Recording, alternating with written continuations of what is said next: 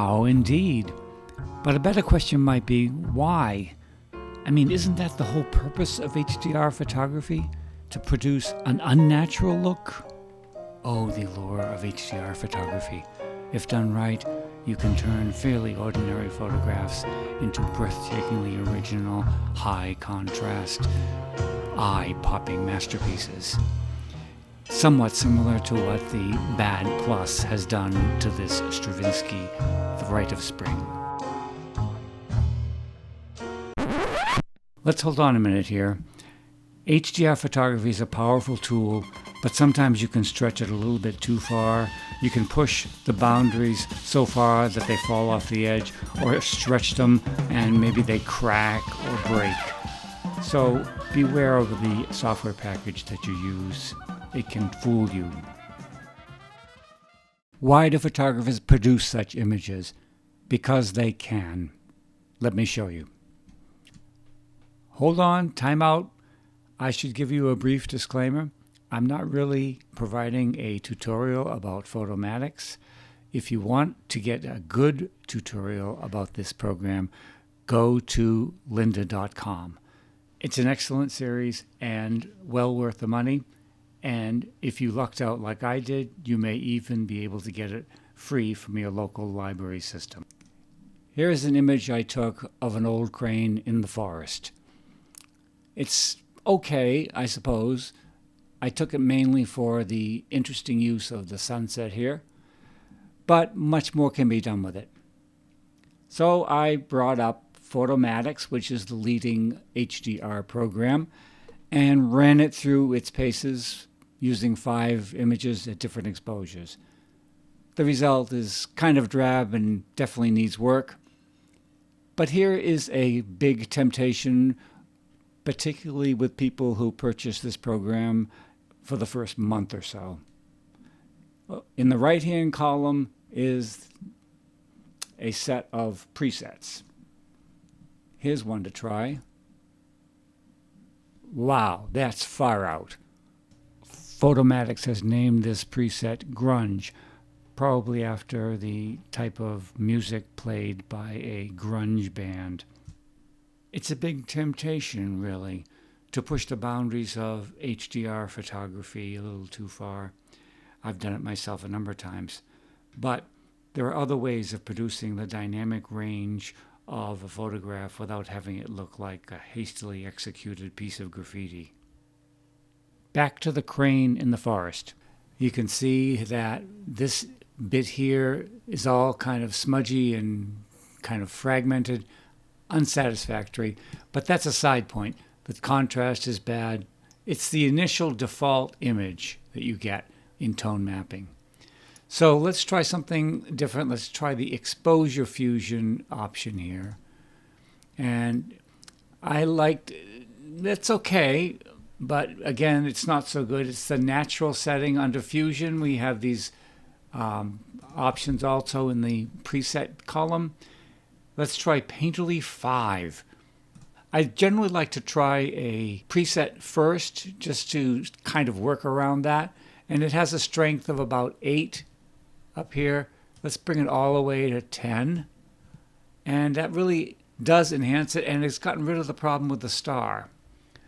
So the local contrast, I think that's a little bit high. So we'll move it down to maybe 5 or so.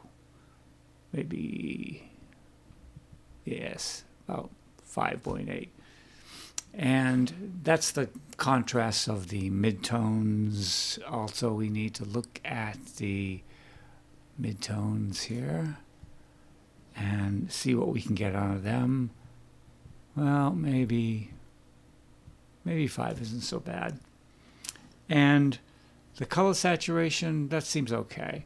Now the white clip and the black clip, that can change things too. I like to just play around with these things and see what they do.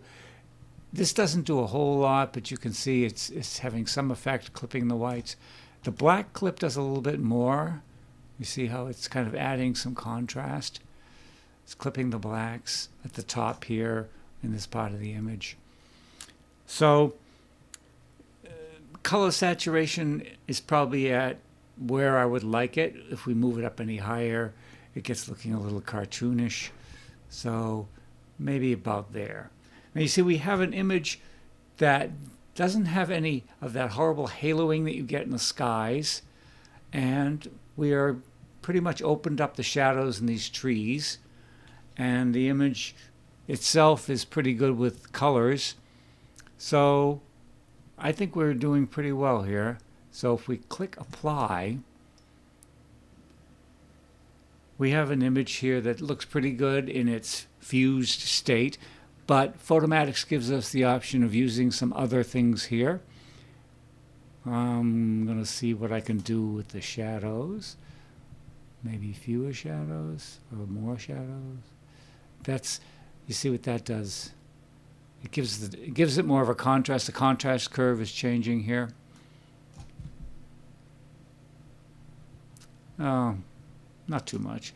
Actually, you can do more of this in Lightroom or Photoshop. But color, let's find out color. Let's see what we can do with the reds. We're kind of enhancing. This brings up the red a little here. Just the red. And the blue. Let's see what happens with the sky. Yes, you see that brings up some blue in the sky here. Maybe about 56. So I think we can go with that. We can save a final image. And we can choose it as a TIFF. Usually in the directory you have it in. And we're pretty much done with Photomatix on that. Okay, so what have we got here? Let's compare the three images. First, one of the raw files that we used to create the HDR image in the first place. This is the exposure value 0, closest to normal. Not too interesting there, kind of flat. Secondly, the HDR image with its overprocessed power, the bad star with all mottling here, the sky with the haloing here, the extreme contrast and micro contrast, not a good image. Third, the image, the natural HDR, or the exposure fusion shot, if you will, probably the best, with its non-haloed sky and nice blue, the star in perfect alignment, and the colors looking nice. I think we'll agree that's probably the best shot. So at this point, all that remains is some touch-up in Photoshop or Lightroom, and then our work here is done.